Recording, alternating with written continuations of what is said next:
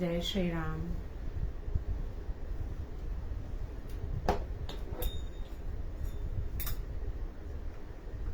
श्रीमन्महा गणाधिपतये नमः.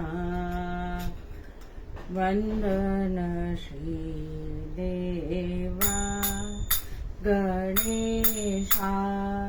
वंदन श्रीदेवा गणेशा.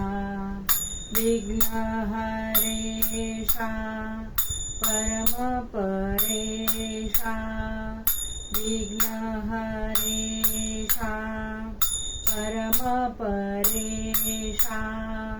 वंदन श्रीदेवा गणेशा. वंदन श्रीदेवा गणेशा. मंगलमय प्रभु मंगल ईशा. मंगलमय प्रभु मंगल ईशा. अकार चरणा विश्वंभरणा. अकार चरणा विश्वंभरणा. उकार लंबो दर्दीकरणा. उकार लंबो दर्दीकरणा. मकार मस्तक शिव शिव स्मरणा. मकार मस्तक शिव शिव स्मरणा. जय जय प्रणवेशा ईशा. जय जय प्रणवेशा ईशा. वंदन श्रीदेवा गणेशा. वंदन श्रीदेवा. वंदन श्रीदेवा. वंदन श्रीदेवा गणेशा. ये सद्गुरु राया कीर्तनी. ये सद्गुरु राया. ये सद्गुरु राया कीर्तनी. ये सद्गुरु राया. दीन दीन परी मनास वाटे. दीन दीन परी मनास वाटे. इच्छा तव गुण गाया कीर्तनी. इच्छा तव गुण गाया कीर्तनी. ये सद्गुरु राया. ये सद्गुरु राया कीर्तनी. ये सद्गुरु राया. मती मंद मी काहीच नेने. मती मंद मी काहीच नेने. सांख्य अथवा न्याया कीर्तनी. सांख्य अथवा न्याया कीर्तनी. ये सद्गुरु राया. ये सद्गुरु राया कीर्तनी. ये सद्गुरु राया. जनार्दन सद्गुरु ते विनवी. जनार्दन सद्गुरु ते विनवी. गुरु ते हो विनवी. गुरु ते हो विनवी. सद्गुरुनाथ महाराज की जय.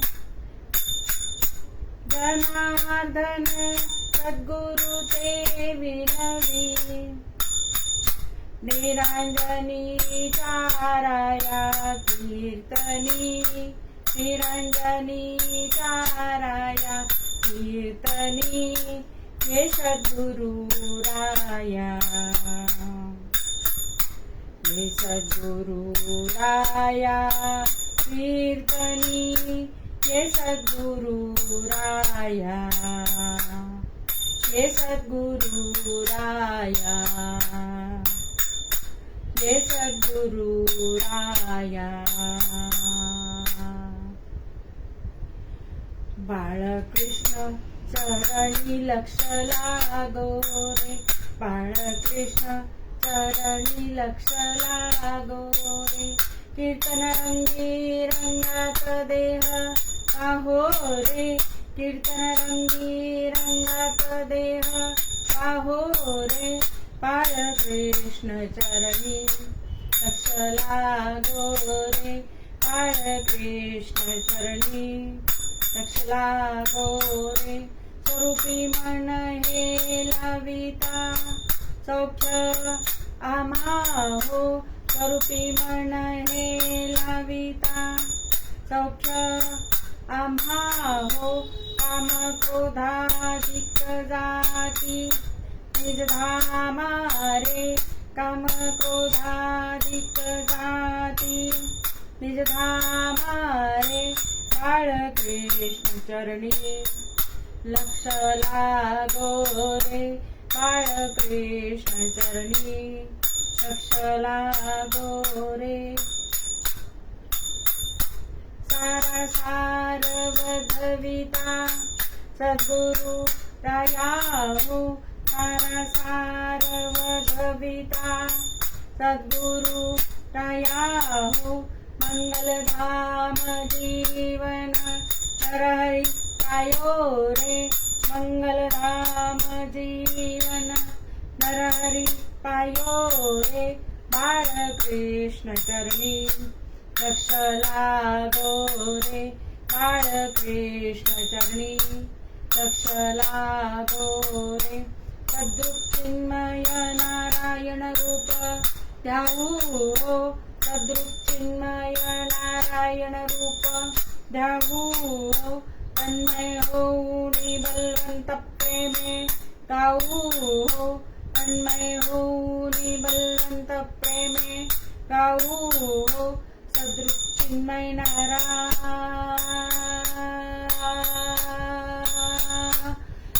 नामी नारायण चिन्मय नारायण हो चिन्मय नारायण चिन्मय नारायण हो चिन्मय नारायण चिन्मय नारायण हो चिन्मय नारायण चिन्मय नारायण हो चिन्मय नारायण चिन्मय नारायण चिन्मय नारायण चिन्मय नारायण हो चिन्मय नारायण चिन्मय नारायण रूपमणी ध्याऊ हो बाळकृष्ण चरणी लक्ष लागो रे चरणी लक्ष लागो चरणी लक्ष लागो चरणी लक्ष लागो वसुदेव सुतं देवं कंसचानूरमर्दनं देवकी परमानन्दं कृष्णं वन्दे जगद्गुरुं नमो देव्यै महादेव्यै शिवायै सततं नमः नमः प्रकृतिभद्रायै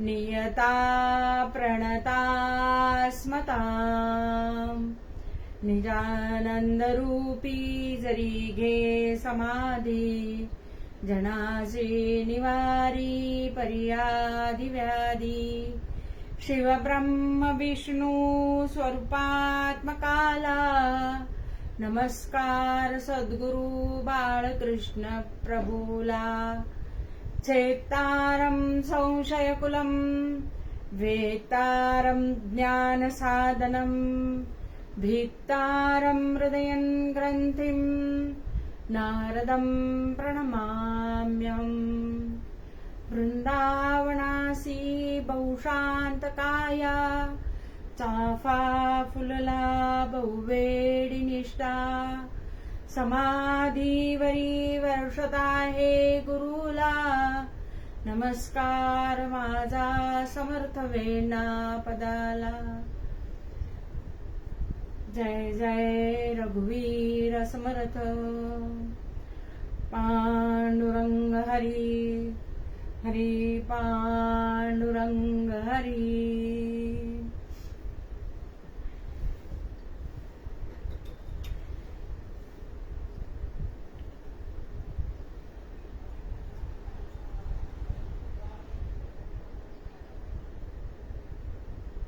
मंगलकारक नाम घ्या श्रीरामाचे मंगलकारक नाम घ्या श्रीरामाचे मंगलकारक नाम घ्या श्रीरामाचे मंगलकारक नाम घ्या श्रीरामाचे श्री गुरुवचने ऐकून त्यागून चिंतन धन रामाचे श्री गुरुवचने ऐकून त्यागून चिंतन धन रामाचे मंगलकारक नाम घ्या श्रीरामाचे मंगलकारक नाम घ्या श्रीरामाचे संस्कृतीचे सळ शोधून पाहता आस्पद सकळ विरामाचे संस्कृतीचे सळ शोधून पाहता आस्पद सकळ विरामाचे मंगलकारक नाम घ्या श्रीरामाचे मंगलकारक नाम घ्या श्रीरामाचे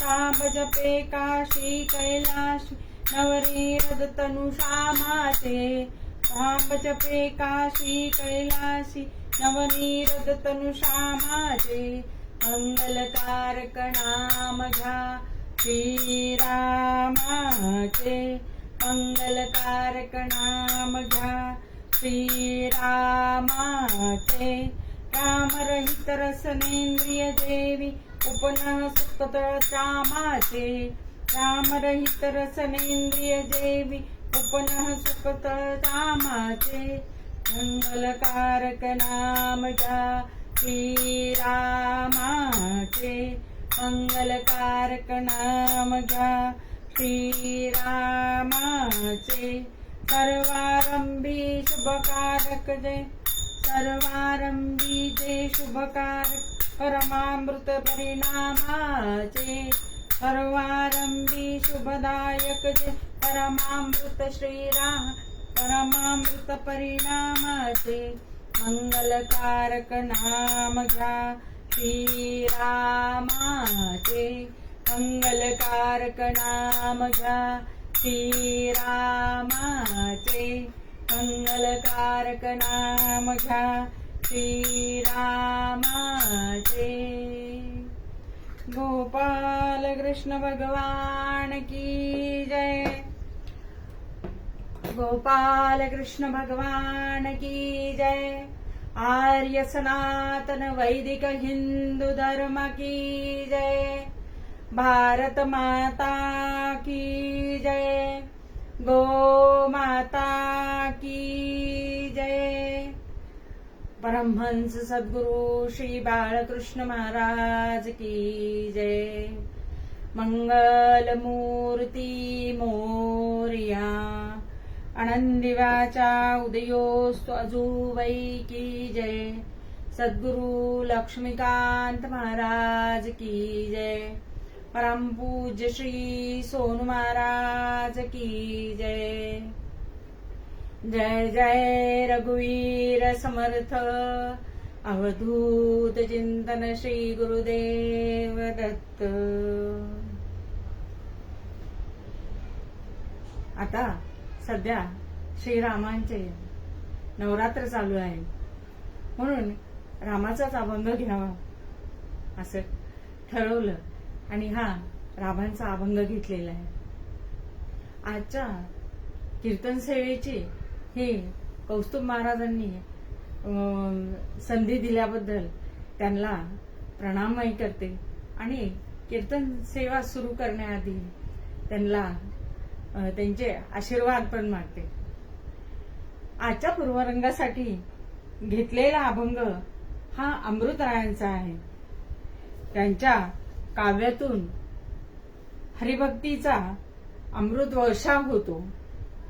अमृतराय यांचा जन्म अमृतेश्वर महादेवाच्या कृपेने झालेला असल्यामुळे त्यांचे नाव अमृतराय अमृत असे ठेवण्यात आले. यांचा जन्म 17 मार्च इसवी सन 1698 शके 1620 चैत्र शुद्ध षष्टी रोजी झालेला आहे. साखरखेड्याला जिल्हा बुलढाणा येथे झाला आहे. असं पहा, आता चैत्र शुद्ध आज पंचमी आहे आणि उद्या षष्टी आहे, म्हणजेच उद्या अमृतरायांचा जन्मदिवस आहे. हा निवळ योगायोग झालेला आहे. त्यांच्या पित्याचं नाव शंकर आणि आईचं नाव उमा आहे. ईश्वर भक्ती त्यांना वयाच्या 11व्या वर्षीच ईश्वरांना कटिबंध रचना अर्पण केलेली आहे अमृतरायांनी. श्री अंबिका सरस्वतीकडून वेदांत, स्मृतिशास्त्र, पुराणे, भागवत यांचे त्यांनी धडे घेतलेले आहे.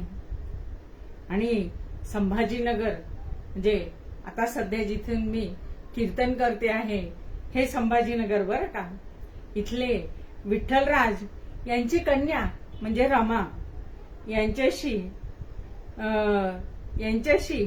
त्यांचा विवाह झालेला आहे. वरते पिता शंकर आणि उमा माता म्हणजे शंकर आणि पार्वती यांचा उल्लेख केलेला आहे.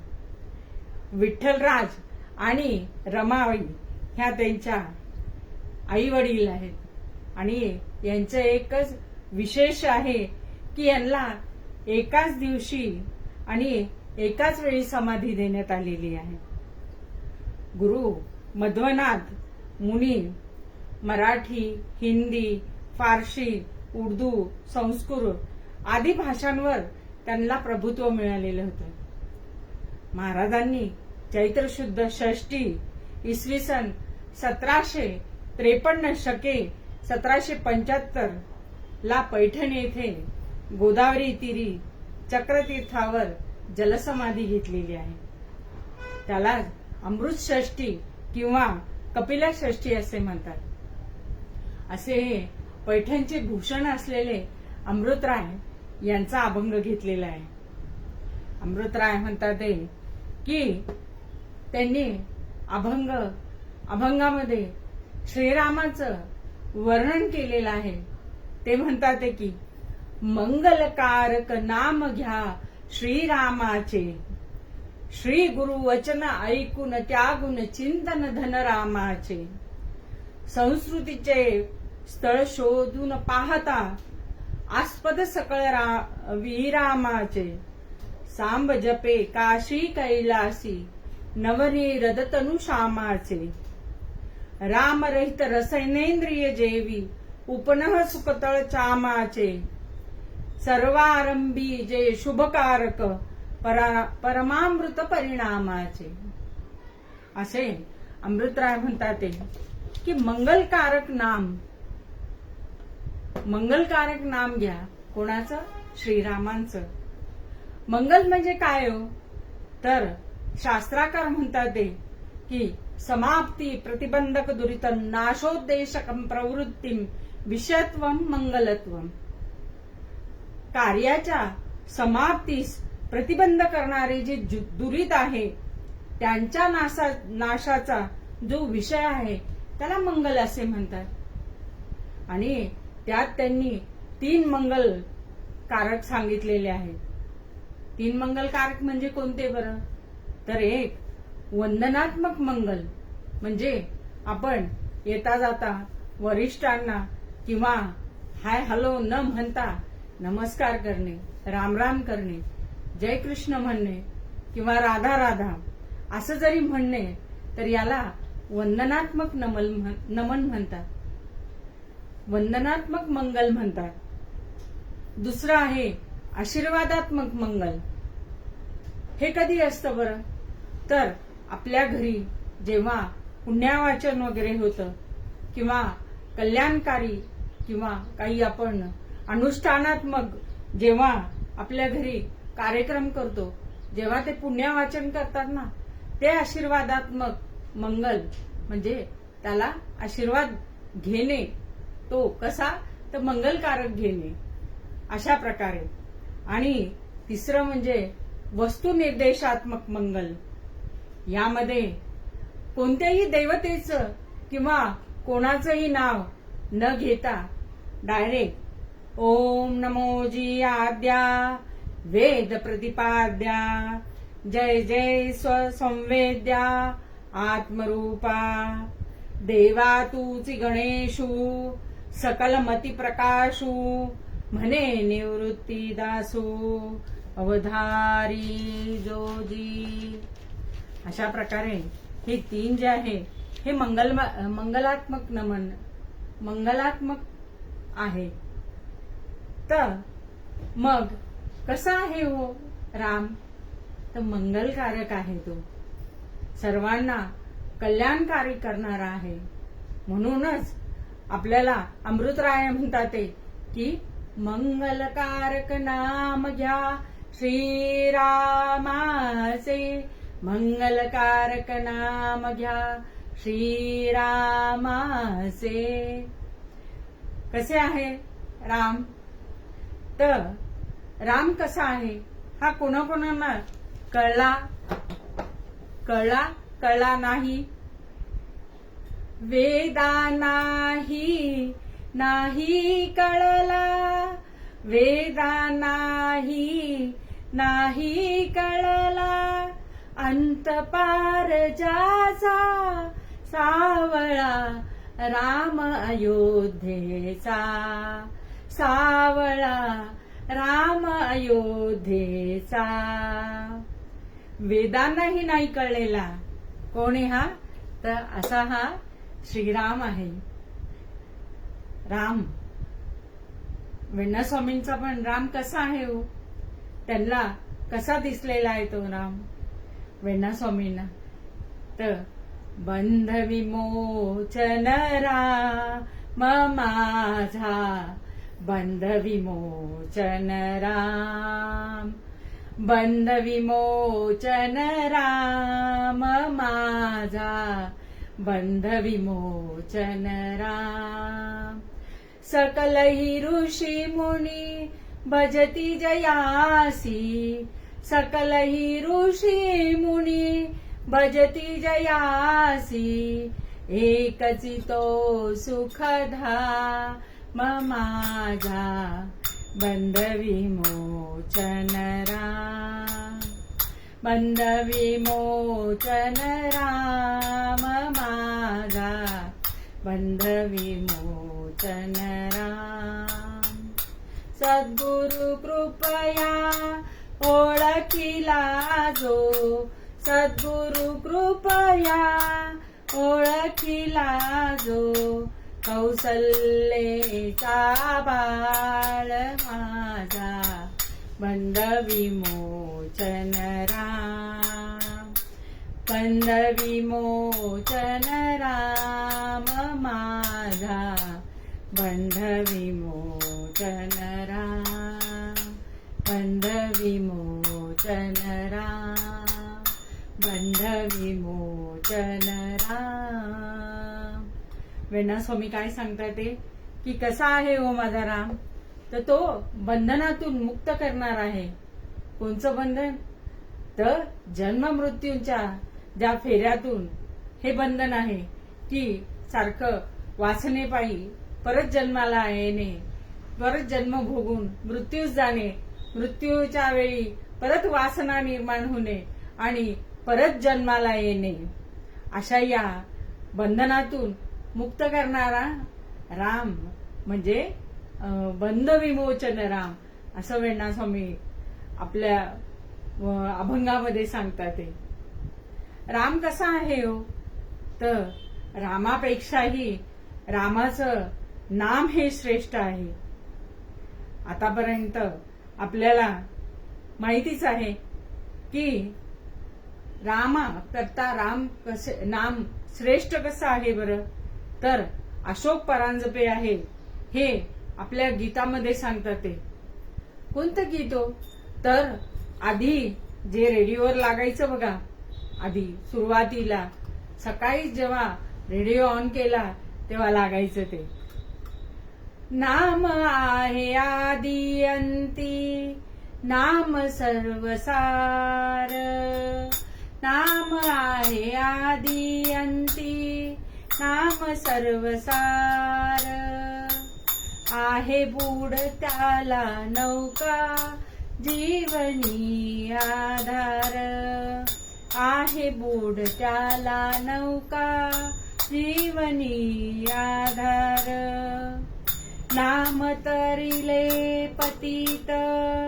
तरिले पाषाण, नाम तरिले पतित जरिले पाषाण, नाम कोळियासी दिधले मुनी पद जाण, नाम कोळियासी दिधले मुनी पद जाण, नाम जाळी संचिताचा पूर्ण भडी मार, नाम जाळी संचिताचा पूर्ण भडी मार, आहे बूड त्याला नौका जीवनी आधार, आहे बूड त्याला नौका जीवनी आधार, नाम आहे आदि अंती नाम सर्वसार, आहे बूड त्याला नौका जीवनी आधार, जीवनी आधार, जीवनी आधार, नाम आहे आदि अंती नाम सर्वसार, आहे बूड त्याला नौका जीवनी आधार. कोण कोण तरले तो याच्यामध्ये, तर नामे तरले पतित तरिले पाषाण, पतित तरुणच गेलेले पण पाषाण पण तरलेले आहे. रामसेतू मध्ये जेव्हा राम या नावावर लिहून जेव्हा लंकेत जायचं होतं रामरायांना, तेव्हा तरले की नाही पाषाण. असं हे रामनाम किती गोड आणि किती सुंदर आहे हो.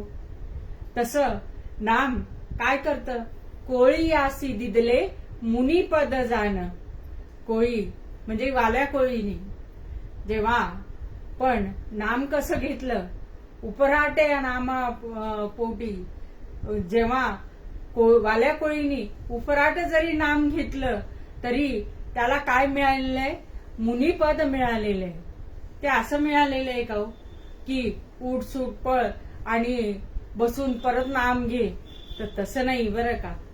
ज्या ठिकाणी नारद मुनींनी वाल्मिकी म्हणजे वाल्या कोळीला बसवलं आणि नामाचं महत्व सांगितलं, तेव्हापासून त्यांनी नाम घेण्यास सुरुवात केली, तर त्याच्या अंगावर वारुळ निर्माण झालं.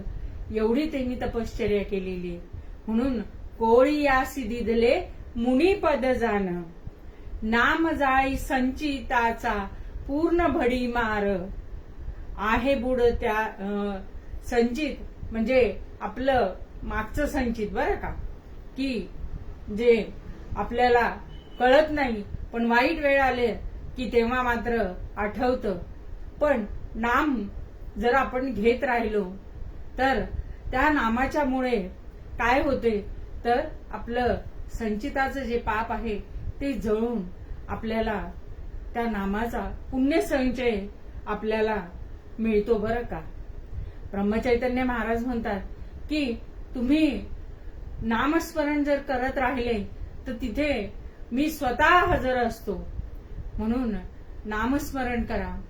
रात्री जरी झोपताना तुम्ही भगवंताचं नामस्मरण केलं आणि जरी निद्रावस्थेत जरी असले तरी तो भगवंत आपलं नाव चालू ठेवतो. आणि जेव्हा आपण सकाळी आपले डोळे उघडल्यावर किंवा जाग आल्यावर जेव्हा नामस्मरण चालू राहतं तेव्हा आपले गुरु आपल्यासाठी नामस्मरण करत असतात. असं हे रामनामाचं महत्व आहे. पण जे नाम घेतलेलं आहे ते रामाचंच असो, कृष्ण असो, रामकृष्ण हरी असो, राधा असो, कोणत्याही याचा आधार घेऊन तुम्ही जर सतत नामस्मरणात राहिले तर मात्र मंगलकारक नाम कशाचं आहे? श्रीरामाचं आहे. श्री गुरु वचन ऐकून श्री गुरु वचन ऐकून त्यागुण चिंतन धनरामाचे. आता इथे गुरु जो शब्द घेतलेला आहे तो आपल्या सुरुवातीपासूनचे आई वडील जे असतात ते गुरु असतात आपले. नंतर आपल्याला जे शिक्षक शिकवतात ते सुद्धा गुरु असतात. त्यागुण चिंतन सांगितलेलं आहे. तर त्यांचं म्हणणं नाही ऐकलं ते सुद्धा गुरुवचनच असतं. जर त्यागलं आणि ऐकून चिंतन श्रीरामाचे जर तुम्ही चिंतन केलं कोणाचं? श्रीरामांचं, तर नक्कीच मंगलकारक होईल तुमच्या आयुष्यामध्ये. कलियुगामध्ये जसे नामस्मरणाने अनेक जण तरुण गेलेले आहेत. त्यातील वाल्मिकी आहे, मारुती राया आहेत, परत श्री रामदास स्वामी महाराज आहेत. तसंच ब्रह्मचैतन्य महाराजांनी तर नाम अवतार म्हणूनच त्यांना म्हटलेलं आहे की त्यांनी कित्येक जणांना श्रीरामाच्या नामस्मरणाला लावलेले आहे. त्यानंतर श्रीराम महाराज, तसेच भक्त प्रल्हाद, ध्रुव, जनाबाई, मीराबाई, करमैठीबाई हे सर्व आपल्या देह शुद्ध करून भगवंतात लीन झालेले आहेत. वाल्मिकी रामायणामध्ये आधी लिहिलेले होते आणि मग ते घडत गेले. अशानुसार जेव्हा वाल्मिकीने रामायण पूर्ण केलं आणि मारुतीरायांना आवाहन केलं की आपण यावं आणि हे रामायण वाचावं, जेव्हा मारुतीरायांनी ते रामायण वाचलं त्याच्या आधीचं जे रामायण होतं ते गुप्त झालं. कोणी लिहिलेलं होतं बरं ते? तर साक्षात मारुतीरायांनी लिहिलेलं होतं. त्यांनी जेव्हा वाल्मिकींचं रामायण वाचलं तेव्हा ते आधीचं त्यांनी लिहिलेलं ते गुप्त झालेलं आहे. कलियुगामध्ये नामस्मरण हे साधन सांगितलेलं आहे. हे अगदी साधं सोपं असं कोण म्हणतं? तुकाराम महाराज म्हणतात हे बघा. नाम संकीर्तन साधन पैसोपे, नाम संकीर्तन साधन पैसोपे, जळतील पापे जन्मांतरीचे, जळतील पापे जन्मांतरीचे, नाम संकीर्तन साधन पैसोपे, नाम संकीर्तन साधन पैसोपे. कसं आहे हो? तुकाराम महाराज म्हणतात की नाम संकीर्तन साधन पैसोपे. आणि काय करतं ते? जळतील पापे जन्म अंतरीचे. तुमच्या अंतरीच्या ज्या वासना आहेत त्या सर्व जाळून टाकतात. एक आपण व्यक्ती म्हणू की जेणेकरून आयुष्यामध्ये जरी नाम घेतलेलं असलं तर अंतिमती सागती, जर तुम्ही घेतलेलं असलं नाम तर ते तुमच्या मुखामध्ये येतं. त्या व्यक्तीच्या जायची वेळ आली होती त्याला, म्हणून त्याला बाहेर घेऊन बाजेवर झोपवलं होतं. त्याच्यावर ते डोळ्यासमोर बोरीचं झाड होतं तिथे. आता जायची वेळ आलेली आहे तेव्हा भगवंताचं नामस्मरण करावं असं असतं. आता कित्येक जण घेतात, नाही घेत. तर ह्या व्यक्तीला तिथे त्या झाडाला बोर दिसलं आणि ती झाली इच्छा उपजली काय करण्याची, खाण्याची. आणि तितक्याच त्याची प्राणज्योत मावळली, वासना निर्माण झाली. आता काय करणार आहे, परत जन्म घेतला. कोणता जन्म मिळाला हो, तर त्या आळीचा जन्म मिळाला. का बरं, तर ते बोर खाण्याची वासना निर्माण झालेली होती त्याच्यामुळे. पण नामस्मरणाने तुमचं मागील किंवा अंतरीचे हे पाप सुद्धा जळून जातं. कबीरदास म्हणतात, एक राम दशरथ का बेटा, एक राम घट घट में बैठा, एक राम को सकल पसारा, एक राम त्रिभुवन से न्यारा. कबीरदास म्हणतात की एक जो आहे राम तो दशरथ का बेटा आहे आणि एक राम कसा आहे, तो घट घट में बैठा, म्हणजे पूर्ण घट घट म्हणजे प्रत्येक व्यक्तीमध्ये आहे. आणि हा त्याचा सर्व पसारा आहे. आणि असा हा राम कसा आहे, त्रिभुवन से प्यारा आहे असं कबीरदास म्हणतात. आता कबीरदासांना सुद्धा रामाचा अनुग्रह कसा मिळाला हा आपल्याला माहितीच आहे. म्हणून आपल्या जीवनामध्ये राम असला की तेव्हा सद्गुरू सुद्धा असतातच. सद्गुरू असल्याशिवाय आपल्याला राम हा कळतच नाही बरं का. म्हणून काय असतं, जे गुरूंचं वचन आहे म्हणजे जो सदुपयोग किंवा सद उपदेश करतात ते देतात तो आपण ऐकला पाहिजे. आणि मनामध्ये जेव्हा अनेक जन्मांतरीचे जे अशाश्वत अशा विषयांचे चिंतन जे आहे ते थांबते आणि शाश्वत असं राम नाम श्रीराम प्रभूंचं चिंतनाचं धन हे प्राप्त होतं आपल्याला. म्हणून कोण पाहिजेले, तर सद्गुरू पाहिजेले. सद्गुरू काय देतात हो तुम्हाला, तर ते आधी सद्गुरू म्हणजे काय बरं, तर सत म्हणजे सत्याचा आणि गुरु म्हणजे गुह्यातीत, जे आपल्याला माहिती नाही असं गुह्य हे आपल्याला सद्गुरू सांगतात. मग सद्गुरू काय करतात आपल्याला, तर सच्चित आनंद देतात. तेवढाच एक तर परमानंद, ब्रह्मानंद आणि केवळ आनंदच आनंद देतात. कारण की आनंद या शब्दाला दुसरा अर्थ नाहीये किंवा शब्द नाहीये. म्हणून सद्गुरू आपल्याला काय देतात, तर सच्चित आनंद देतात. सत म्हणजे सत्याचा, चित म्हणजे चिरकाल टिकणारा आणि आनंद तो आनंदच आहे. म्हणून जेव्हा सद्गुरूंनी सांगितलेलं आहे ते ऐकून करावं. सद्गुरूंसारखं वागू नये, त्यांच्या काय आज्ञेत राहायला पाहिजे. आता 2 दिवसांनी रामनवमी पण आलेली आहे गुरुवारी. रामनवमी म्हणजे काय आहे बरं, रा म्हणजे राग लोभाचा त्याग करणे, म म्हणजे मनाचा समन्वय साधणे, न म्हणजे नवनव्या ज्ञानाचा शोध करणे, व म्हणजे वर्णभेद त्यागणे आणि मी म्हणजे मीपणाचा त्याग करणे.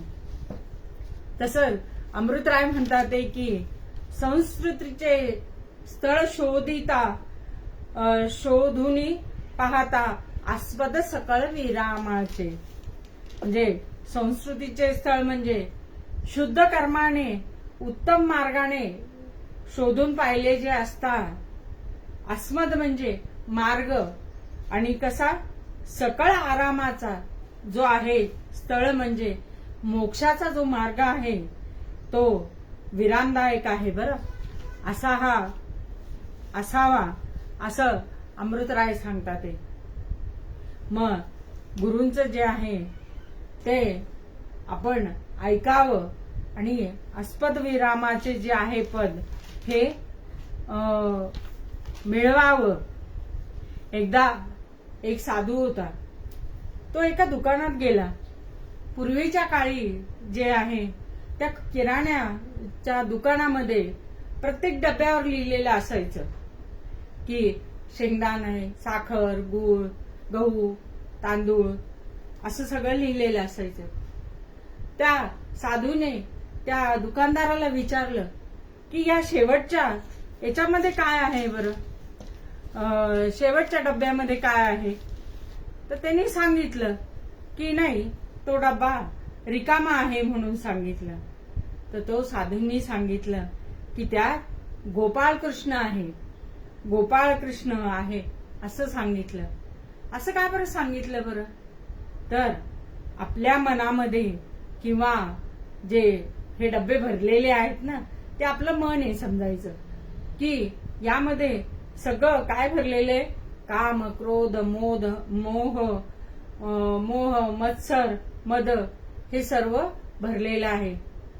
पण कोणत्या ह्याच्यात भगवंत राहतो किंवा श्रीराम राहतात तर रिकाम्या याच्यात आपल्या मनामधून हे षड्रिपू जर आपण काढून टाकले तर तिथे निश्चितच राम आरामाला येणार आहे.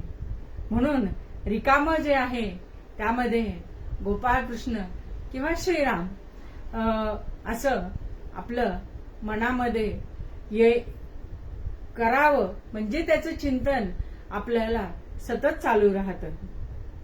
ज्याप्रमाणे गुरुची जे आहे गुरुची आज्ञा कशी आहे तर सार आणि चिंतन आहे. आणि ते काय आहे त्याचं कशात रूपांतर होणार आहे तर रामरूपी ते धन मिळतं आपल्याला. आणि गुरुच्या आज्ञेचा त्याग जर केला संसारामध्ये तर काय प्राप्त होतं तर दुःखरूपी धन प्राप्त होतं आपल्याला. म्हणून आपण गुरूंचं ऐकावं आणि त्यांच्या आज्ञेचं पालन करावं. समुद्र मंथनातून जेव्हा शंकरांनी विष प्राशन केलं तेव्हा तो दाह कशाने थांबलेला आहे हो, कशाने थांबला. भजा राम विश्राम योगेश्वराचा नमू जपूने मिला नेम गौरी हराचा स्वये निनवी तापसी चंद्रमौळी तुम्हा सोडवी राम हा अंतकाली. जय जय रघुवीर समर्थ.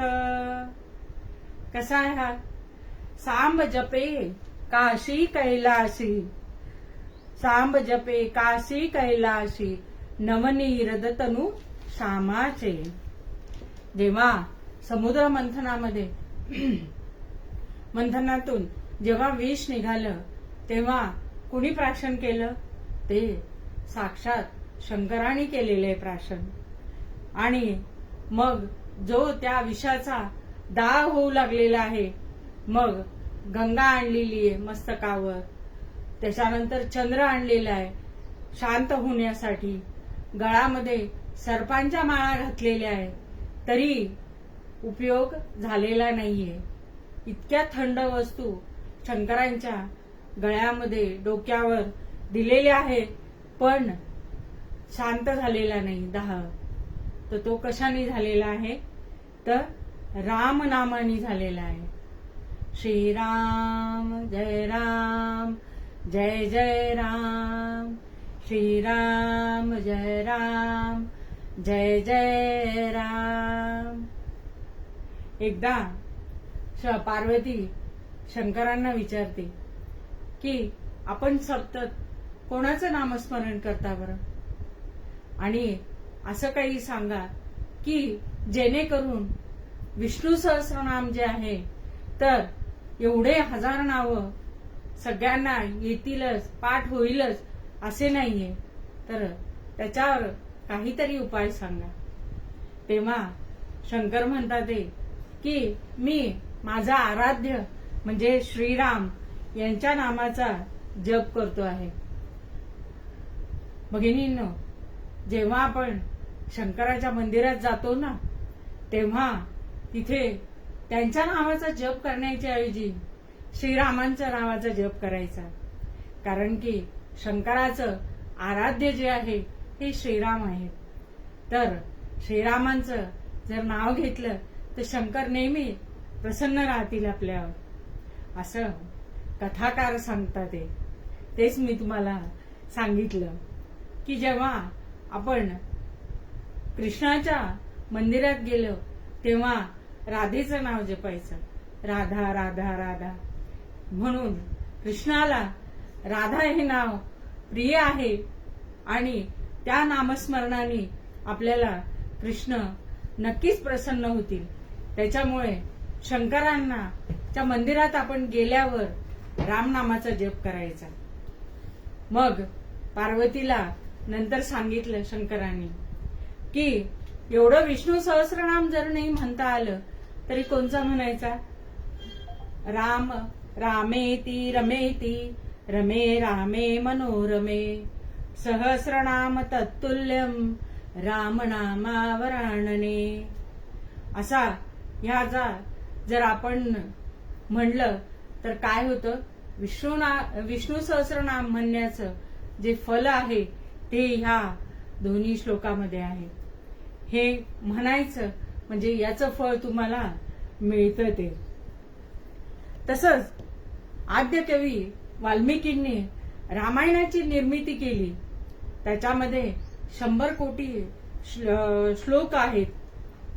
आता एकदा काय झालं, सर्व मिळून हे आमचं आता चालू आहे की नाही, तसं हे आम्हाला पाहिजेले, ते आम्हाला पाहिजेले, तसं देव, दानव आणि मानव असे तिघही जण शंकराकडे गेले आणि त्यांनी सांगितलं की वा आम्हाला याची वाटणी पाहिजे आहे. तेव्हा शंकरांनी त्याची वाटणी केली आणि तरीही किती सगळे 33 या हिशोबाने सगळं करून शेवटची 2 अक्षरं राहिली. तेव्हा शंकर म्हणतात, तुम्हाला तर सगळं हे वाटून दिलेलं आहे, माझ्यासाठी तर काही ठेवा. तेव्हा शंकरांनी काय ठेवलं बरं, तर आपल्याकडे रामाचं नाव ठेवलेलं आहे.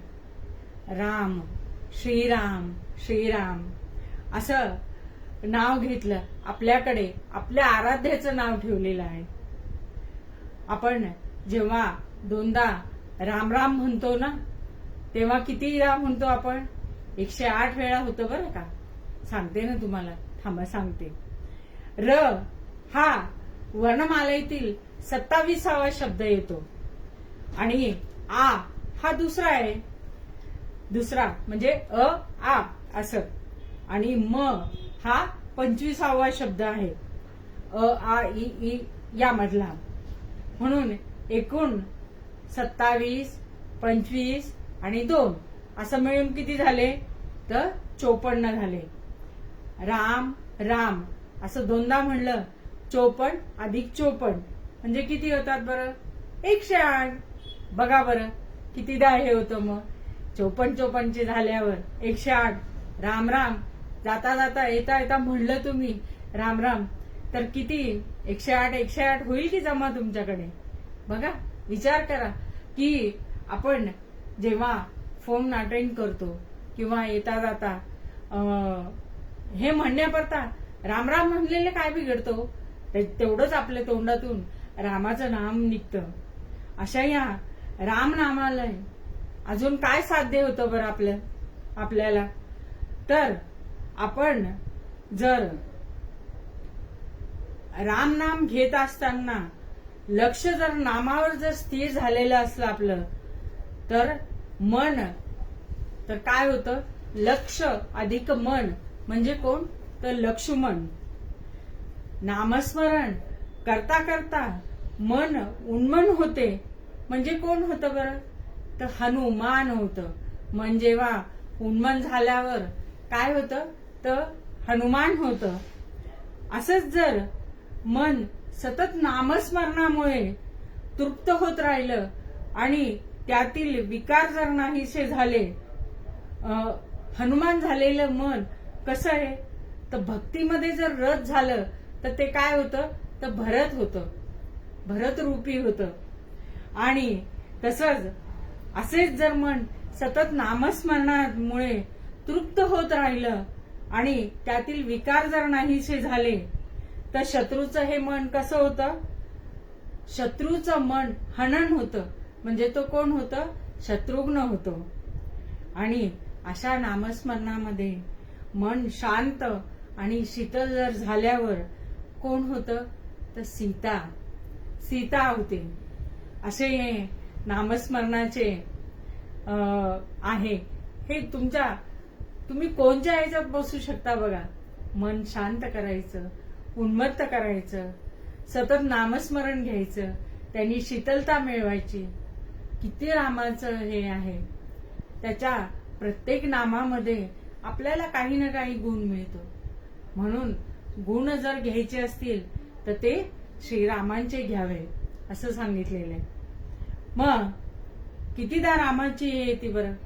व्याकरणाचा जर भाग बघितला आपण, समजा रामो राजमनी सदा विजयते, रामम रमेशम भजे, रामेनाभियंता निशाचर चमू, रामाय तस्मै नमः, रामण्णास्ति परायं परत्रं रामस्य दासोऽस्म, रामे चित्तला सदा भवतु मे, भो राम मामुदरम. कसा आहे राम हा, तर ह्याच्यामध्ये सर्व याच्यापासून व्याकरणाची प्रथमा ते संबोधन पर्यंत सगळे नाम आलेले. राम प्रथमा, रामम द्वितीया, रामेण तृतीया, रामाय चतुर्थी, रामण्णास्ति रामात म्हणजे पंचमी, रामस्य षष्ठी, रामे सप्तमी, भो राम संबोधन. किती व्याकरणामध्ये किती सुंदरता आलेली आहे बरं. अशा या राम नामाचा काय आहे बरं अजून, तर राम नाम घेतल्याने आपलं मन शांत होतं. रामाचे अनेक असे गुण आहेत की जे अंगीकारले तर एकदम शांततेने आणि अशा मनाला कोणाचा चाळा लावायला पाहिजे, तर नामस्मरणाचा लावायला पाहिजे. नामस्मरण आपण घेत राहिलो. कलियुगामध्ये हेच तर सांगितलेलं आहे ना, की तुम्ही सतत नामस्मरण करा. किती जण यांनी उद्धरून गेलेले नामस्मरणाने, की भक्ती जशी हनुमंतरायांनी केलेली आहे ती फक्त रामनामाची. त्या मण्यामध्ये राम दिसले नाही तर ते मणी त्यांनी एवढे जे आहे ते ठेसून काढलेले आहे की त्याच्यात माझा राम नाहीये. आपण म्हणत नाही का, एखादी गोष्ट नाही आवडली तर काही याच्यात राम नाहीये हो. जेव्हा शव पडलेलं असतं यात थोडीच राम राहिलेला आहे. हा रामच जीवनमय आहे आपला. म्हणून अमृतराय आपल्याला सांगतात की सर्वारंभी जे शुभदायक परमामृत श्रीराम, परमामृत परिणामाचे. सर्वारंभी जे शुभकारक आहे असं हे परमामृत आहे. अमृताच्याही पुढे नामस्मरण आहे. तर असं हे नामस्मरण घेतल्याने किती आपल्याला आपल्या जीवनाचं कल्याण होतं. आणि ते कल्याण साधायचं कसं आहे तर हे आपण थोडक्यामध्ये याच्यामध्ये बघणारच आहोत. आख्यानामध्ये रामरायाचे नवरात्र चालू आहेत सध्या. रामनवमी गुरुवारची आहे, त्यामुळे रामाचाच भंग घ्यावा असं खूप मनातून वाटतंय. म्हणून हा अमृतरायांचा हा रामाचा अभंग घेतला. त्यामध्ये त्यांनी काय काय सांगितलेलं आहे आपल्याला, की तुम्ही सतत नामस्मरण करत राहा. कोणाचं? तर रामाचं. रामदास स्वामींनी सुद्धा टाकळी येथे 13 कोटीचा जप केलेला आहे. त्यांचे शिष्य बडवाळचे श्रीराम महाराज यांनी सुद्धा 13 कोटीचा जप केला. प्रल्हाद महाराज साखरखेड्याचे यांनी सुद्धा गुरुकृपेने 13 कोटी जप झालेला आहे. एकदा गडावर श्रीधर स्वामी होते. श्रीधर स्वामींची तिथे सेवा चालली होती सज्जनगडावर. त्यांना तिथे भरपूरसा त्रास सुद्धा झालेला आहे. पण जेव्हा स्वामींनी आज्ञा दिली की इथून तू दक्षिण भागाकडे जा आणि तिकडे जाऊन तू रामनामाचा जो आहे हा प्रसार कर असं सांगितल्यावर श्रीधर स्वामी गेले तिथून. असाच एक छोटासा दृष्टांत सांगते. एक श्रीधर स्वामी समाधीपाशी तिथे सेवा करू लागले होते रामदास स्वामींची. आणि तिथे एक सावकार आला. सावकार आल्यावर त्याचं जरा बिनसलेलंच होतं. तो म्हणे श्रीधर स्वामींना म्हणाला की तुम्ही हे कशाला करताय, सेवा वगैरे हे ते, यात काही तथ्य नाहीये. तेव्हा श्रीधर स्वामींनी शांततेने ऐकून घेतलं, ते काही बोलले नाही. पण जेव्हा ते म्हणू लागले की साधू असे असतात, साधू तसे असतात, किंवा संत असे असतात, तेव्हा मात्र श्रीधर स्वामी त्यांना सांगू लागले. त्या सावकाराचा विषय असा होता की तो म्हणे की मी 13 कोटीचा जप केलेला आहे रामनाम, मला अजून सुद्धा रामानी दर्शन दिलेलं नाहीये. तेव्हा श्रीधर स्वामींनी शांततेने सांगितलं, आधीच उपजत बुद्धी आहे, शांतता आहे त्यांच्याकडे, श्रीधर स्वामींकडे. त्यांनी आकलन केलं की ह्या काय बरं म्हणतात ते सावकार. मग त्यांनी समजून सांगितलं त्यांना की तुमची मुलगी आजारी होती. आजारी असल्यामुळे जेव्हा तिला तुम्ही रामाकडे साकडं घातलं की हिला बरं कर, आणि तिला रामरायांनी बरं केलं. पण तिचा जो भाग होता जीवनाचा तो थोड्या दिवसापुरताच होता. त्याच्यामुळे ती थोडे दिवस जगली आणि गेली. नंतर तिथे तुमचा 7 कोटीचा जप वाया गेलेला आहे. पुढे चालून तुमचे जे आहे पत्नीही आजारी पडली. तेव्हा सुद्धा तुम्ही रामरायाला साकडं घातलं की मला जप करता येऊ नाही लागला, पत्नीकडे लक्ष द्यावं लागतं म्हणून तिचा आजार पण बरं कर. तिथं तुमचा 3 कोटीचा जप गेलेला आहे. आणि आता तुम्ही इथं आल्यावर ह्या साधू संतांची जी निंदा केलेली आहे तर त्याच्यामध्ये तुमचा 3 कोटीचा जप वाया गेलेला आहे. बंधू भगिनींनो, तुम्ही जेव्हा नामस्मरण करता तेव्हा तुमचं झाल्यावर उठण्याआधी तो भगवंताला अर्पण करत जा. आणि भगवंत हा तुम्हाला सगळं देणार आहे, त्याच्याकडे काहीच मागू नका. साक्षात रामराया नवनिधीचे दाता आहे तो. तुम्ही जर त्याचं नामस्मरण केलं, त्या रामरायाला प्रसन्नता, आपल्यावर कृपा जर झाली तर ते काय देणार नाही बरं आपल्याला. बरं, जेव्हा कृपा करायला आल्यावर आपण मागून काय बसतो त्यांना, तर अगदी काहीही जे कामाचं न येणार ते मागतो आपण तेव्हा. तर असं न मागता नरसिंह मेहता सारखं मागावं. एकदा नरसिंह मेहतांनी शंकराची खूप खूप भक्ती केली. शंकर प्रसन्न झाले बरं का.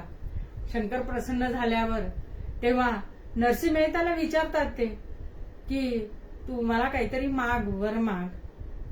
तेव्हा नरसिंह मेहता म्हणतात, तुम्हाला जे तुमच्या हृदयामध्ये जे प्रिय आहे ते मला द्या तुम्ही. आता आली का पंचायत. आता भोळे शंकर त्यांना देणं भाग पडलं. कितीदा तरी सांगितलं नाही तू हे माग, तू ते माग. त्यांनी सांगितलं की नाही, मला तुम्हाला जे प्रिय आहे ते द्या, असं मागायला पाहिजे. भगवंत जर आला तर तुला जे द्यायचं ते दे, कारण की आपल्याला आपलं प्रारब्ध भोगून मग पुढे जायचं असतं. काय सांगावं, गुरुकृपेने प्रारब्ध सुद्धा ते चांगल्या ह्याच्यामध्ये निर्माण होऊ शकतं. असं करता करता जेव्हा नरसिंह मेहतांनी शंकराला मागितल्यावर शंकराला ते द्यावं लागलं. शंकरांनी नरसिंह मेहतांना रासलीलेमध्ये नेलं. त्यांच्या याच्यामध्ये कृष्णाच्या लीलेमध्ये नेलं आणि कृष्ण लीला दाखवलेली आहे. असं मागता आलं पाहिजे बंधू.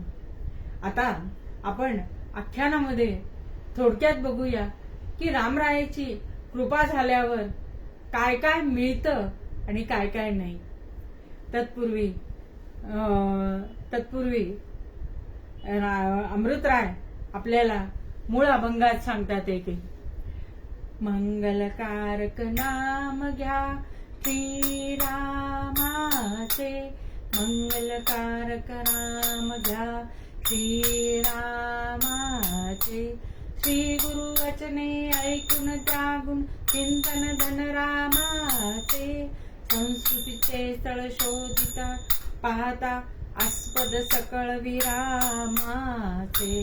मंगलकारक नाम घ्या श्रीरामाचे, मंगलकारक नाम घ्या श्रीरामाचे.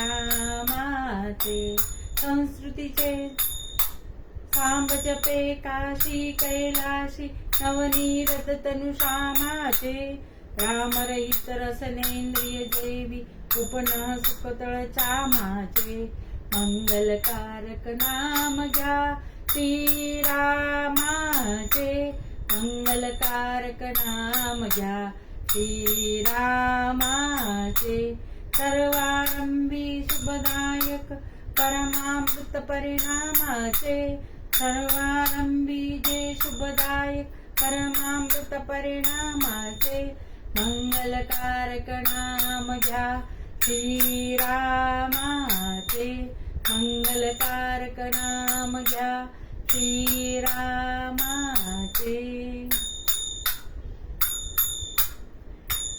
कीर्तन परंपरेप्रमाणे आपण थोड्या वेळ नामस्मरण करूया आणि मग पुढे आख्यानाला सुरुवात करूया.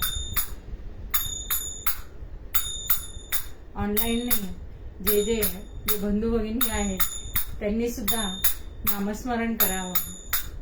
श्रीराम जय राम जय जय राम, श्रीराम जय राम जय जय राम, श्रीराम जय राम जय जय राम, श्रीराम जय राम जय जय राम, श्रीराम जय राम जय जय राम, श्रीराम जय जय राम, श्रीराम जय राम जय जय राम, श्रीराम जय राम जय जय राम, श्रीराम जय राम जय जय राम, श्रीराम जय राम जय जय राम, श्रीराम जय राम जय जय राम, श्रीराम जय राम जय जय राम, श्रीराम जय राम जय जय राम, श्रीराम जय राम जय जय राम, श्रीराम जय राम जय जय राम, श्रीराम जय राम जय जय राम, श्रीराम जय राम जय जय राम, राम जय राम जय जय राम, श्रीराम जय राम जय जय राम, श्रीराम जय राम जय जय राम, श्रीराम जय राम जय जय राम, श्रीराम जय जय राम, श्रीराम जय राम जय जय राम, श्रीराम जय राम जय जय राम, श्रीराम जय राम जय जय राम, श्रीराम जय जय राम. राजाधिराज रामचंद्र भगवान की जय. पवन सुत हनुमान की जय. जय जय रघुवीर समर्थ.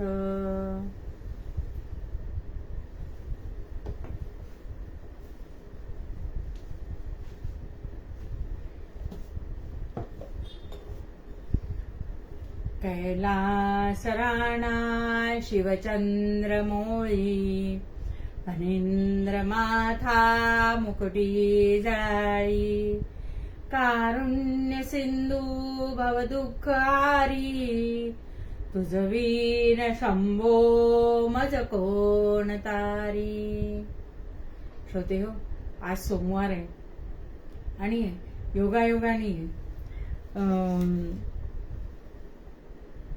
सोमवार असल्यामुळे महादेवाचं याच्यापासून सुरुवात करूया आपण.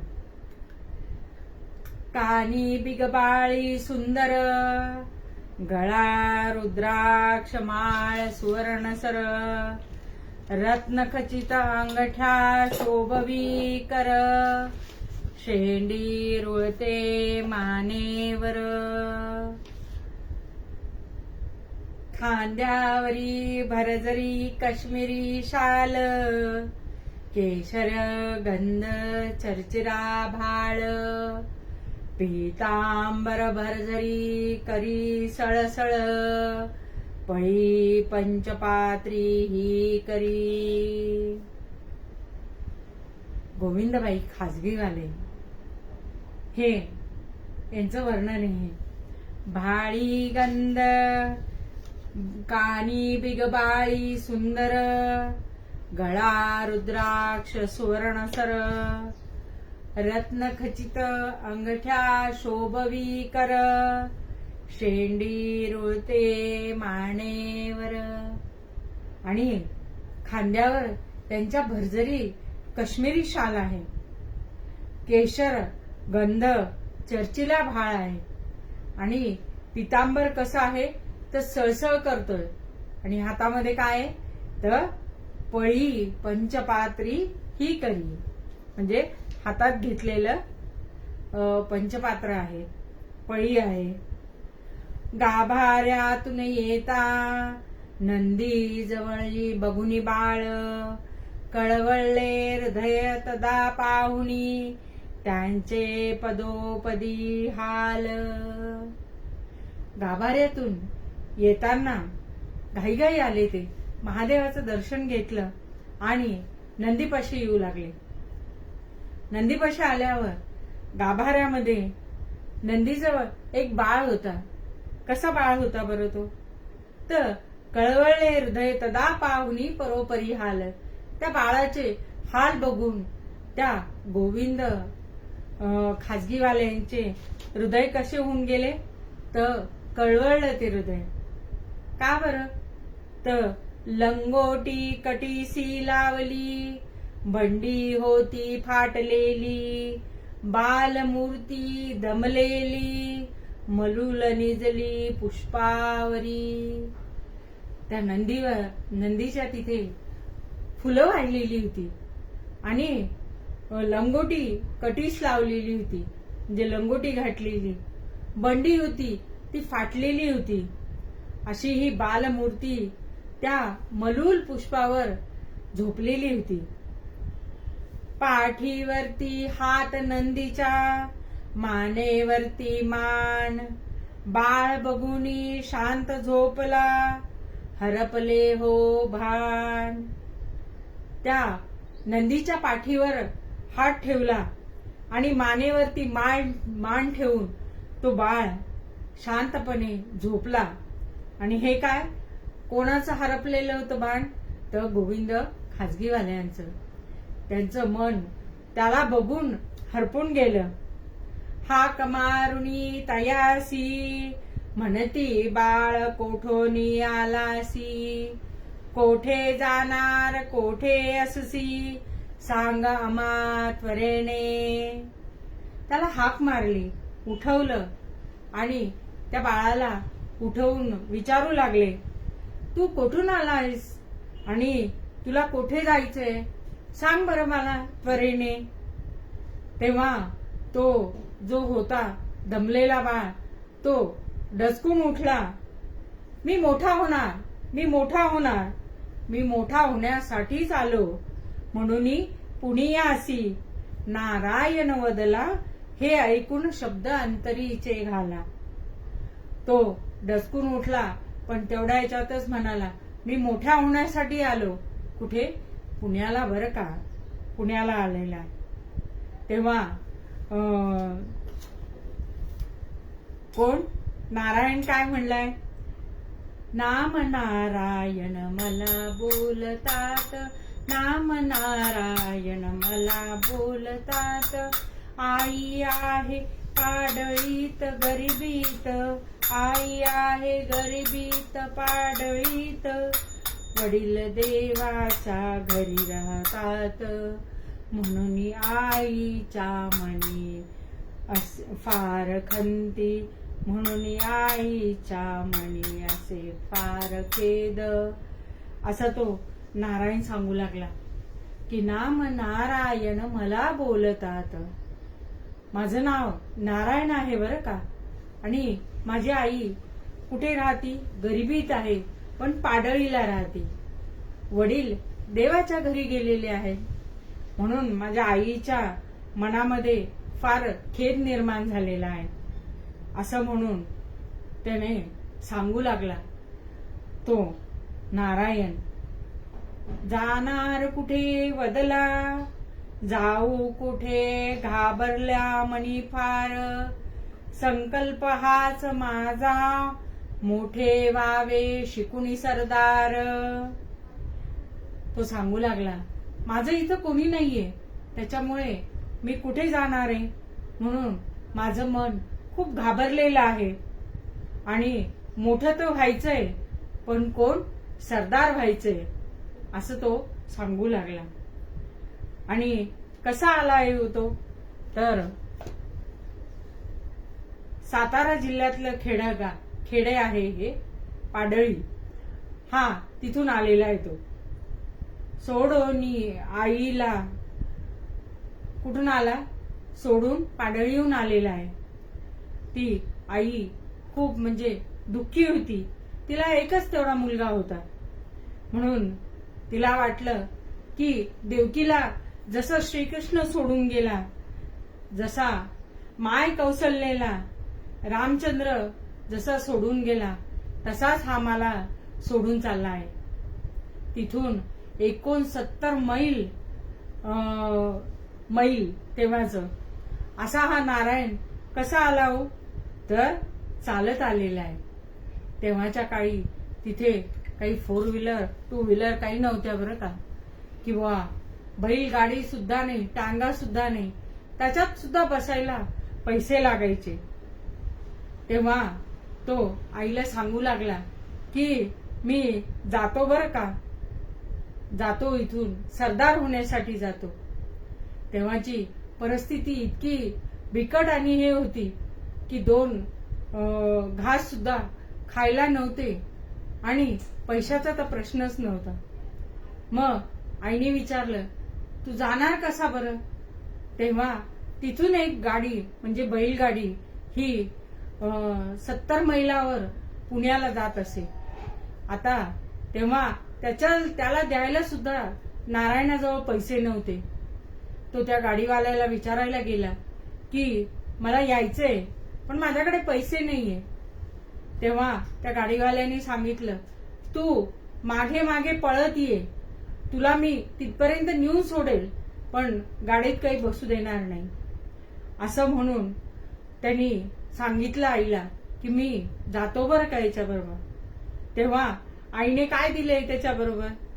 4 लाडू ते गुळ पापडीचे, 4 लाडू ते गुळ पापडीचे, आणि गाठोडे भाकरीचे, आणि गाठोडे भाकरीचे.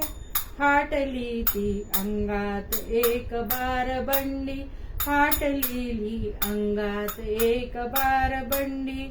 असा नारायण रामचरण वंदी, असा नारायण रामचरण वंदी. तो नारायण कसा आहे हो? तर त्याच्या आईने त्याला 4 गुळपापडीचे लाडू करून दिले, तहान भुकेचे लाडू, म्हणजे त्यांनी तहानही लागत नाही आणि भूकही लागत नाही. आणि एक गाठोडं दिलं भाकरीचं बांधून त्याच्यासोबत. अंगामध्ये त्याच्या फाटलेली बंडी होती, 12 बंडी होती. आणि असा तो नारायण सतत रामचरण वंदी, सतत रामाचं ध्यान करत असायचा. तो नामस्मरण करत असेल. असं करता करता मग तो दुसऱ्या दिवशी सकाळीच जायचं असं म्हणून त्याच्या आईने काही पानं तोडून आणले हो. त्याच्या पायाला असे छोटे छोटे हे करून दिले की तू हे पायाला बांध, म्हणजे तुझे पाय दुखणार नाही, काटे गिटे टोचणार नाही, रक्त येणार नाही म्हणून. मग एवढं सगळं सांगितल्यावर असा हा नारायण रामचरण वंदन करणारा, तेव्हा खाजगीवाले त्याला म्हणतात ते, तदा तया नेऊनी घरी पुत्रापरी पालन करी, बंडी लंगोटी झाली दुरी, देव झाला साह्य तेव्हा. असे हे खाजगीवाले त्याला आपल्या घरी घेऊन गेले. त्यांच्या घरी जवळजवळ 20-25 जण छोटे मुलं गोविंदबाई खाजगींकडे होते. त्यांच्या पत्नी माई ह्या होत्या. त्या सुद्धा त्या बाळांचं संगोपन करण्यामध्ये त्या नेहमी गोविंदबाईंना मदत करत असत. त्या आल्यावर जणू काही माई आल्यावर म्हणतात, अगं बाई, हा बाळकृष्ण तुम्हाला कुठे सापडला बरं? तेव्हा गोविंदबाईंनी त्याला सगळं सांगितलं की असं असं आहे म्हणून. मग त्याला स्नान करण्यासाठी पाठवलं आणि कपडे दिले नवीन घालायला. म्हणून बंडी लंगोटी झाली दुरी, देव झाला साह्य. नामस्मरणाचं किती महत्व आहे बरं, की भगवंत हा नेहमी सोबत असतो आपल्या, आणि त्याचं नामस्मरण जर केलं तर तो सगळं आपल्याला देण्यास तयार असतो. तेव्हा याला नवीन कपडे मिळाले. तेव्हा तो नारायण धावत धावत आला माईंकडे. माई, तुमचं देवघर कुठे आहे, मला सांगा बरं. माई म्हणतात, तुला कशाला पाहिजे रे देवघर? नाही, हे नवीन कपडे घातले ना, तर देवाला नमस्कार करायला आलेले आहे. आणि आईने सांगितलंय की नवीन कपडे घातले की देवाला नमस्कार करावा. आता आहे का हो तसं? आता भरमभार एवढे कपडे पडलेले असतात. ते रोजचे नवीन पण असतात, जुने पण असतात. देवाला नमस्कार बाजूला राहतो, तेच कपडे घालायचे आणि रोजच्या रोज नवीन कपडे घालायचे, असा रीत चालू झालेली आहे. असा तो नारायण गेला आणि 2-3 दिवस गेले त्याच्यामध्ये निघून. यांनी काही आपल्याला काम सांगितलं नाही. तो गोविंदबाईकडे गेला आणि सांगू लागला की मला काहीतरी काम द्या तुम्ही. माझ्या आईने सांगितलंय की नुसतं बसायचं नाही, काहीतरी काम करायचं आणि त्या बदल्यामध्ये जेवण आणि काहीतरी मिळवायचं असं सांगितलं. त्यांना फार आनंद झाला.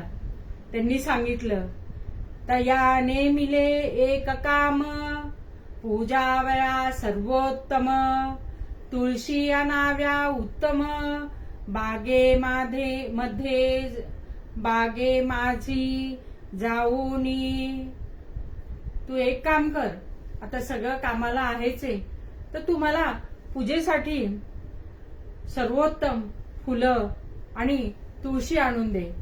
असं सांगितल्यावर नारायणाला खूप आनंद झाला हो. तो वेळच्या वेळी सर्व काम व्यवस्थित करायचा. तिथे तुळशीची बाग होती, तिथे ती बरीच अस्ताव्यस्त झालेली होती.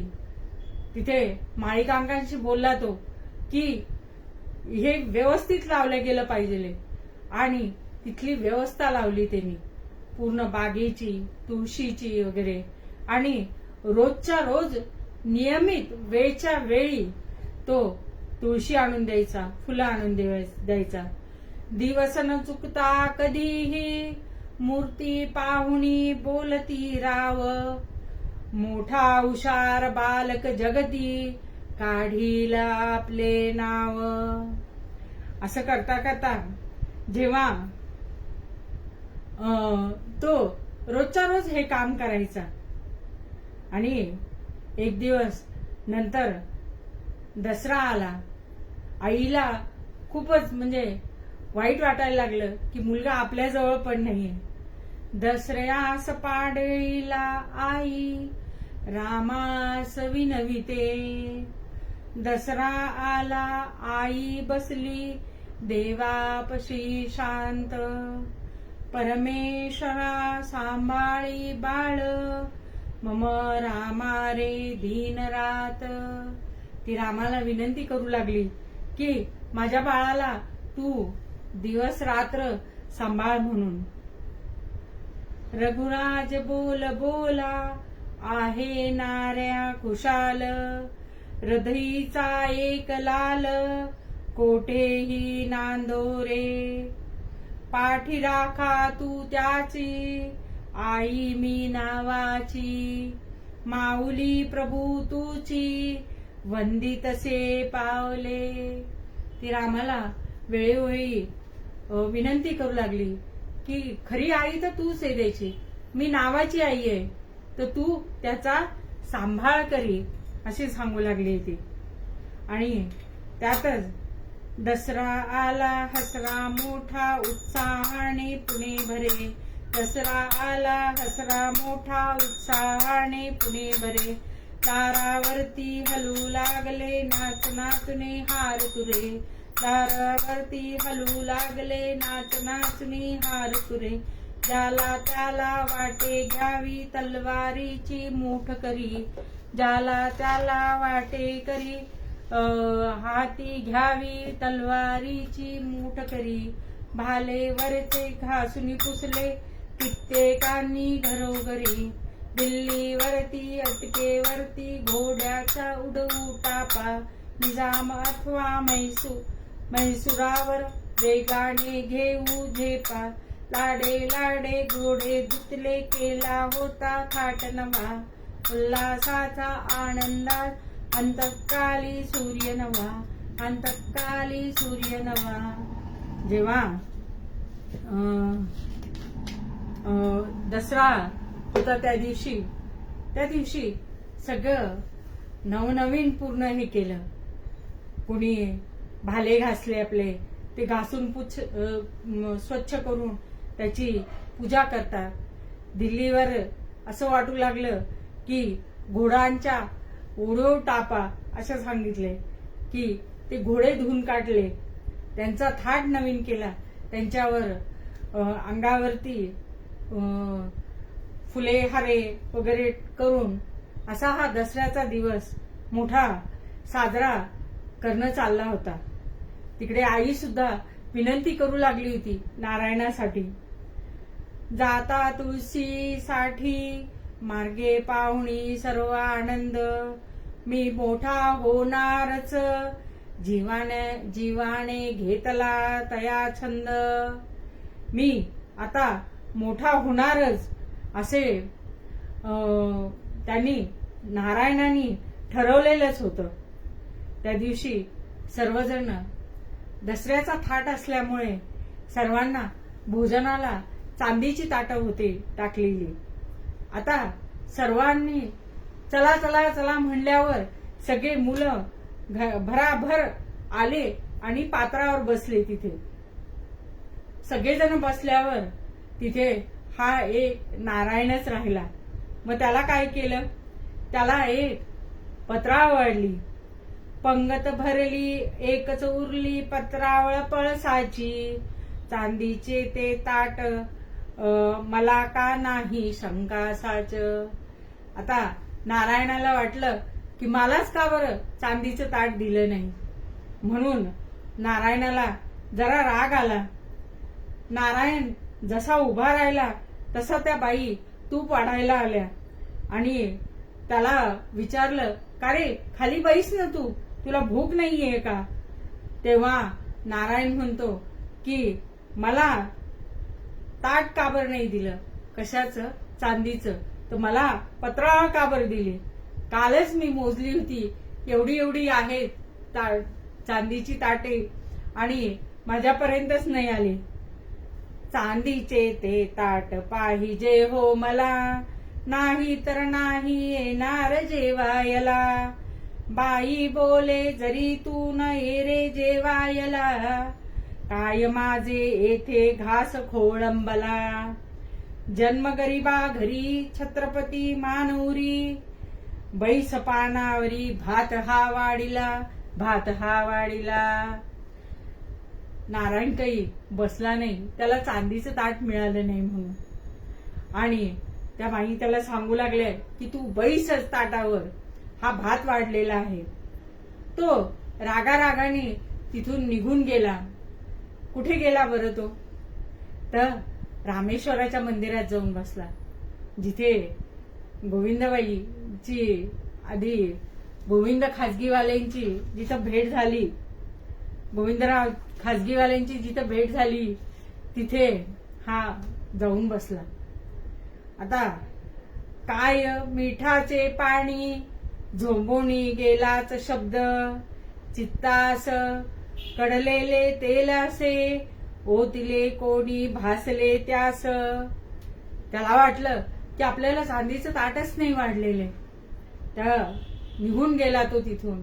तितक्यात माईंनी त्याच्या मागे एक तिथला जो काम करणारा असतो त्याला पाठवलं.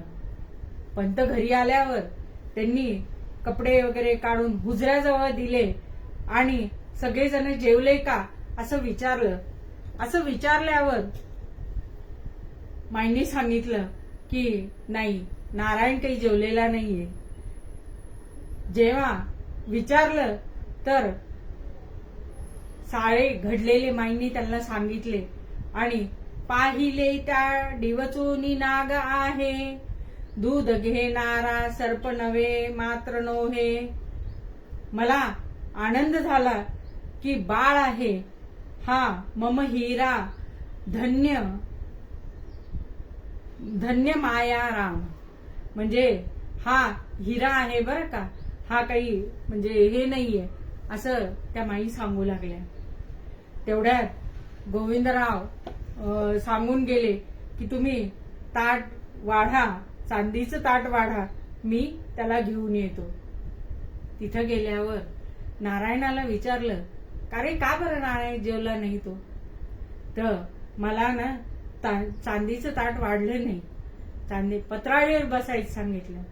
तेव्हा गोविंदरावनी इतकं सुंदर समजावून सांगितलं की आपल्याला ना आपल्या कमाईनं जेव्हा चांदीचं ताट येईल तेव्हाच आपण त्याच्यात जेवण करावं असं सांगितल्यावर ते नारायणाला पटलं बरं का. आणि त्या सरशी नारायण गोविंदराव बरोबर निघाला. आणि घरी आल्यावर काय तर चांदीचं ताट वाढलेलं होतं. तेव्हा मात्र नारायण म्हणतो की नाही माई, मला तुम्ही पत्राळीवरच वाढा. आली का पंचायत आता गोविंदरावांची? आता माईंनी चांदीच ताट वाढलं, याला पत्राळ पाहिजे. आधी पत्राळ होती, नंतर चांदीच ताट लागत होतं. मग असं केलं, चांदीच्या ताटामध्ये पत्राळ ठेवली आणि त्यात जेवायला वाढलं. आणि असं करता करता जेव्हा जमावबंदीची पद्धत होती ती, तेव्हा नारायणांनी हा इतका हुशार मुलगा होता की इतका हुशार होता की त्यांनी ते जमावबंदीची पद्धत त्यांनी पूर्ण लिहून काढली. मांडणी करुणी वसुलीची, बुद्धी डाविली वकिलाची, झाले कितीतरी अधिकारी, धन्य तो तरुण होय भिकारी. असं बघितल्यावर ते गोविंदरावनी तिथल्या नानासाहेबांच्या दरबारामध्ये ते पेश केलं. नानासाहेब हे त्या दिवशी घाईत होते, दसरा असल्यामुळे.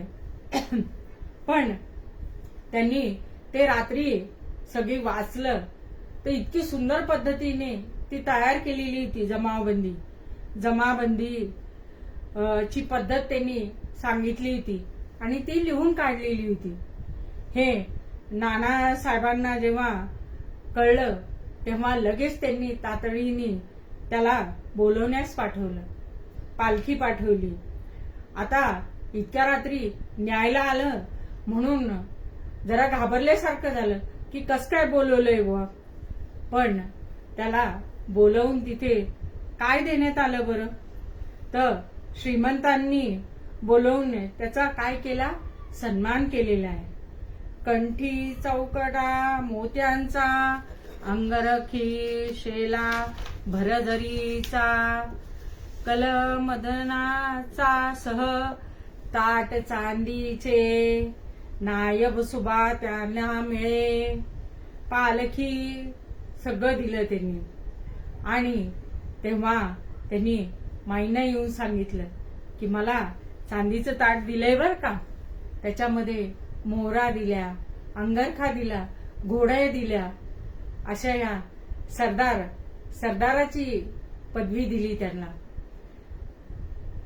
रामाच्या सेवेमध्ये असल्यावर रामराया तसा काही रिकामा ठेवत नाही बर का. त्याची एकदा कृपा वर्षाला लागली की पाहायचं कामच नाहीये. असा हा नारायणांनी काय केलं मग, हे सर्व घेतलं. 2 पालख्या घेतल्या नानासाहेबांकडनं, मागून घेतल्या. घोडे, जमादार, चांदीचं ताट आणि हे सगळं घेऊन कुठे निघाला बरं तो, तर तो पाडळीला निघालेला आहे. आपल्या आईला आणण्यासाठी निघाला. बरं, तिथेही गेल्यावर त्यांनी आईची गंमत करायची ठरवली. आईला माहितीच नाही हा इकडे सरदार झालेला आहे म्हणून. त्यांनी 2 शिपाई पाठवले पुढे घोड्यावरती आणि हा मागून रामाच्या मंदिरात गेला. आपल्या घरातल्या रामाच्या तिथे गेला. रामाच्या तिथे गेल्यावर त्यांना सांगितलं की तुम्ही सांगा की तुमचा नारायण असा आगाऊ झालेला आहे, असा झाला तसा झाला म्हणून. त्या दोन्ही शिपायांनी सांगितलं तेव्हा आईच रागवली की माझा नारायण असा काही वागू शकत नाही, कारण की रामरायाच्या कृपाछत्राखाली आहे, त्याच्यामुळे तो काही असा वागू शकणार नाही. मग ती आई घरात आली, रामरायाच्या तिथे आली, तर हा नमस्कार करताना बघितला. कोण आहेस तू म्हणल्यावर तिथे नारायण उभा राहिला बर का.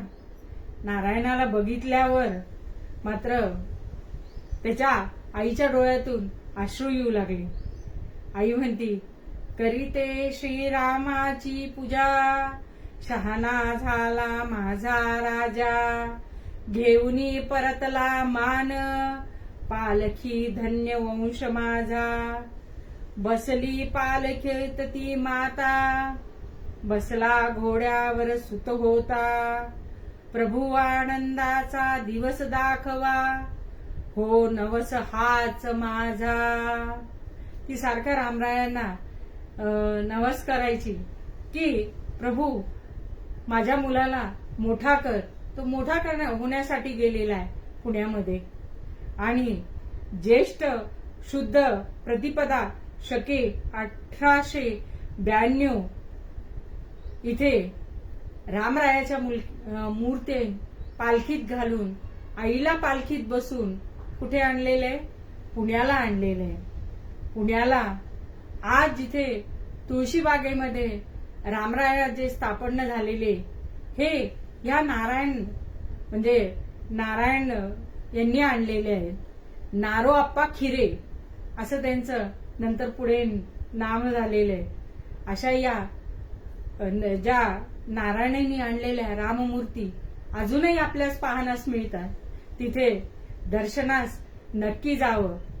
बरं, या रामाच्या मूर्त्या कशा प्राणप्रतिष्ठा झाल्या बरं तिथे. श्रीरामाची मूर्ती तुळशी बागेमध्ये कशा रमल्या, ज्याला त्याला पावती श्रीमंताच्या मनामध्ये भरल्या. अशा या रामरायाच्या मूर्त्या ज्या आहेत, या कोणाच्या, श्रीमंताच्या मनामध्ये भरलेल्या आहेत. अजूनही ते रामरायाचं सोज्वळ रूप, शांत मूर्ती, सीतामाई आणि लक्ष्मण अजूनही तिथे स्थानापन्न आहेत. खूप सुंदर मूर्त्या आहेत त्या. अशा ह्या नारोआप्पांनी आणलेल्या ज्या मूर्त्या आहेत श्रीरामाच्या, तिथे पुण्यामध्ये तुळशीबागेत आपल्याला पाहायला मिळतात. म्हणून रामराया कसा आहे हो, तर हा मंगलकारक आहे. म्हणूनच कसा असावा, राम गावा राम ध्यावा, राम जीवीचा विसावा. कसा आहे राम हा, तर हा कौसल्याचा बाळ आहे. परत कैवल्यदानी आहे. रामदास स्वामींनी सांगितलेले आहे की हा कैवल्यदानी आहे रामराया, आणि मंगलकारक तर आहेच आहे.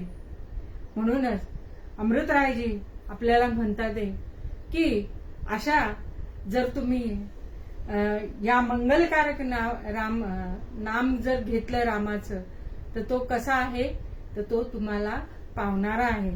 जसा नारोआप्पा खिरेंना तुळशीबागेतले जे रामराय आहे त्याला पावला, ते अगदी गरिबीतले सरदार पदापर्यंत गेलेले आहे. अशा रामांचं नाम जर घेतलं तर किती मोठं आपलं जीवनाचं कल्याण आहे हो. ह्या देहाचं आत्मकल्याण त्या नामानेच तर साधतं. म्हणूनच जेव्हा आपल्याला अमृतराय सांगतात की तुम्ही हे मंगलकारक जे नाम आहे हे रामाचं घ्या तुम्ही, पूर्ण मूळ अभंगामध्ये जेव्हा मंगलकारक नाम घ्या श्रीरामाचे, श्री गुरुचे वचन ऐकून जागुण चिंतन धन रामाचे. मंगलकारक नाम घ्या श्रीरामाचे, संस्कृतीचे सळपाता शोधून आस्पद सकळ विरामाचे. श्रीरामाचे श्रीरामाचे श्रीरामाचे, मंगलकारक नाम घ्या श्रीरामाचे, मंगलकारक नाम घ्या श्रीरामाचे. काम जपे काशी कैलास नवनीरद तुम श्यामाचे, मंगलकारक नाम घ्या श्रीरामाचे. रामरहित नसरेंद्रिय देव उपनः सुख कळतामाचे, मंगलकारक नाम घ्या श्रीरामाचे. सर्वारंभी जय शुभदायक परमामृत परमामृत परिणामाचे, मंगलकारक नाम घ्या श्रीरामाचे, मंगलकारक नाम घ्या श्रीरामाचे. राधा कृष्ण कृष्ण राधा राधा कृष्ण कृष्ण राधा राधा कृष्ण कृष्ण राधा कृष्ण कृष्ण राधा राधा कृष्ण कृष्ण राधा कृष्ण कृष्ण राधा. हेच दान देगा देवा तुझा विसरण व्हावा, विसरण व्हावा तुझा विसरण व्हावा, विसरण व्हावा तुझा विसरण व्हावा.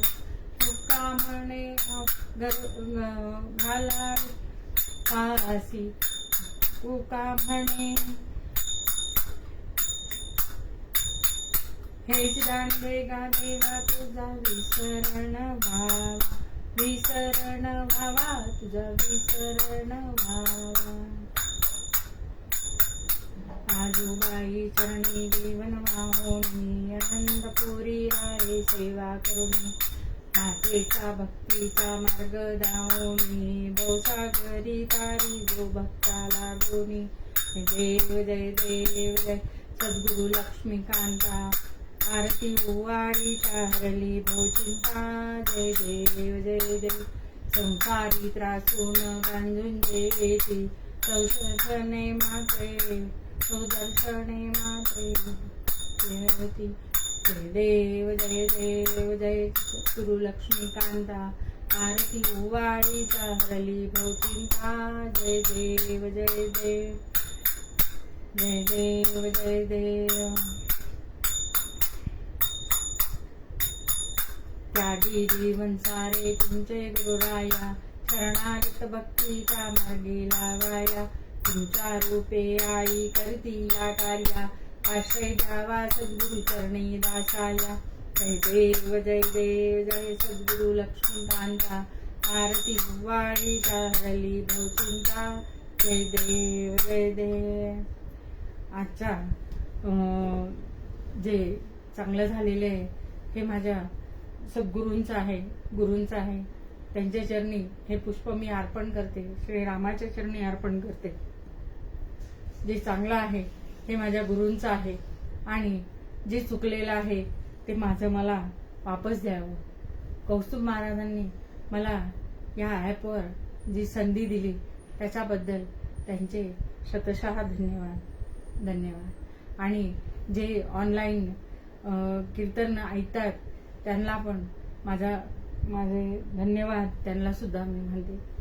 सदा सर्वदा योग तुझा घडावा, तुझे कारणी देव माझा पडावा. उपेक्षू नको गुणवंता अनंता, रघुनायका मागणे हेची आता. ज्या ज्या स्थळी हे मन जाय माझे, त्या त्या स्थळी हे निजरूप तुझे. मी ठेवितो मस्तक ज्या ठिकाणी, तेथे तुझे सद्गुरु पाय दोन्ही. उपासनेला दृढ चालवावे, भूदेव संतासी सदा नमावे. सत्कर्मयोगे वय घालवावे, सर्वामुखी मंगल बोलवावे. आनंदी वाचा उदयोस्तु अजूबाई जय. सद्गुरु लक्ष्मीकांत महाराज की जय. परम पूज्य श्री सोनू महाराज की जय. अवधूत चिंतन श्री गुरुदेव दत्त. जय जय रघुवीर समर्थ. जय जय रघुवीर समर्थ.